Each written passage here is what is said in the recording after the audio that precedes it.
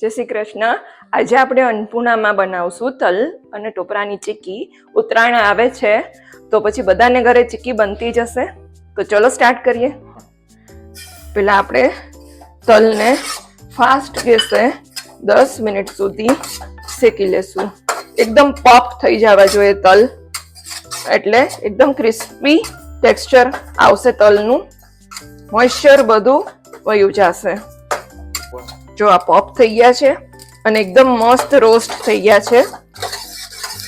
તો હવે આપણે ગેસ બંધ કરીશું.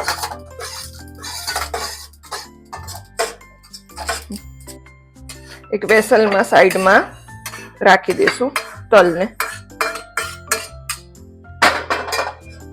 એમાં થોડું ટોપરું મિક્સ કરશું. તલ અને ટોપરાની ચીક્કીનું કોમ્બિનેશન બહુ ફાઇન લાગે છે. એક પેનમાં આપણે 1 સ્પૂન ઘી એડ કરશું. 1 વાટકી મેં તલ લીધા છે, એની સામે 1 વાટકી જે ચીક્કીનો ગોળ આવે છે માર્કેટમાં એ લેવાનો.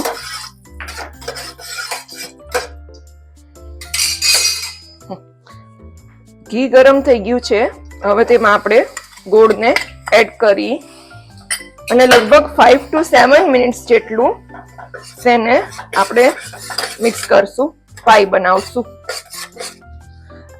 આપણે ચીક્કીને પોર કરશું એટલે અહીંયા આપણે થોડું ઘી અપ્લાય કરી દઈએ છીએ પ્લેટફોર્મ ઉપર. અને એક વેસલ લેવાનું છે, તેમાં પણ આપણે ઘી અપ્લાય કરશું.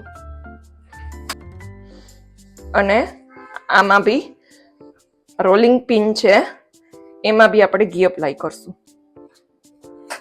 જોઈ શકો છો એકદમ ઉપર આવી ગઈ છે અને થોડીક હાર્ડ પણ થઈ ગઈ છે. હવે આપણે ગેસ બંધ કરીને એમાં આ જે તલ ને ટોપરું છે એ એડ કરી દેશું.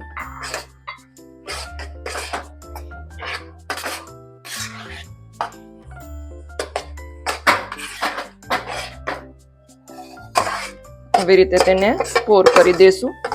થોડી સ્પીડ રાખવી પડશે, બાકી આ ટાઈટ થવા માંડશે અને આપણે એને રોલ નહીં કરી શકીએ.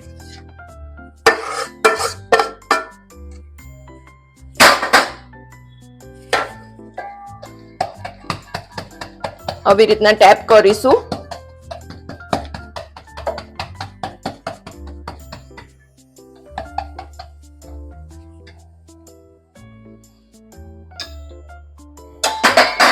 અને પછી થોડું રોલ કરીશું એટલે એકદમ પતલી થશે.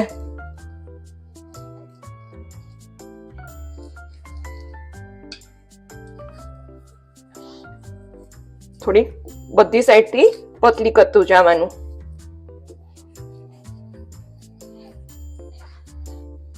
આ રેડી થઈ ગયું છે. હવે આને હાફ એન આવર સુધી આપણે થોડું ઠંડુ થવા દેશું, એટલે મસ્ત એકદમ ક્રિસ્પી ચીક્કી તૈયાર થશે. આને અડધી કલાક થઈ ગઈ છે, જોઈ શકો છો એકદમ ક્રિસ્પી.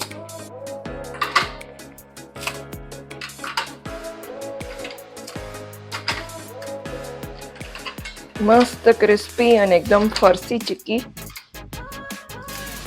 રેડી છે. આવી જ ફાઇન રેસિપીઝ જોવા માટે અન્નપૂર્ણાને લાઈક, શેર અને સબસ્ક્રાઇબ કરો.